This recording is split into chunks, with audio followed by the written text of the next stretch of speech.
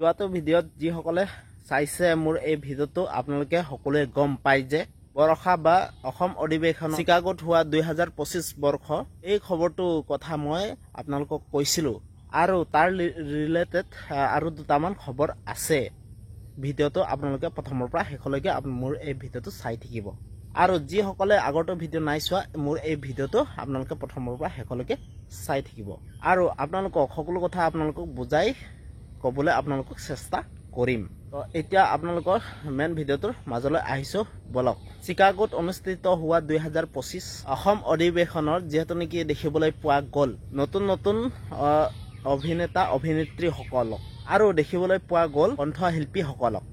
পাপন দাক দেখিবলৈ পোৱা গ'ল, বৰষা বাক দেখিবলৈ পোৱা গ'ল আৰু আইমী বৰুৱাক দেখিবলৈ পোৱা গ'ল আৰু দীপলিনা ডেকাক দেখিবলৈ পোৱা গৈছে আৰু এই সকল জনপ্ৰিয় অভিনেতা অভিনেত্ৰীসকলক দেখিবলৈ পোৱা গ'ল চিকাগোত অনুষ্ঠিত হোৱা 2025 বৰ্ষৰ অসম অধিৱেশনত।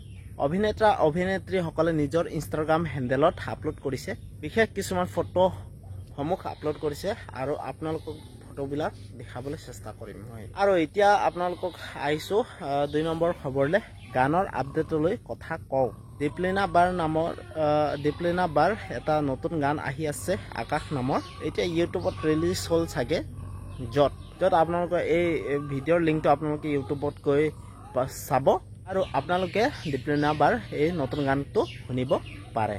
আৰু যিসকল লোকে দীপলিনা বাৰ গান শুনি ভাল পায় তেওঁলোকে কমেণ্ট এটা কৰি জনাব আৰু নতুন যদি কোনোবা মোৰ এই ভিডিঅ'টো চাই আছে প্লিজ আপোনালোকে ছাবস্ক্ৰাইব কৰি জনাব। আৰু অনাগত দিনসমূহত এনেধৰণৰ ভিডিঅ' চাই কাৰ ভাল লাগে আৰু কথাবোৰ জানিবলৈ ভাল লাগে আপোনালোকে কমেণ্ট কৰি জনাব।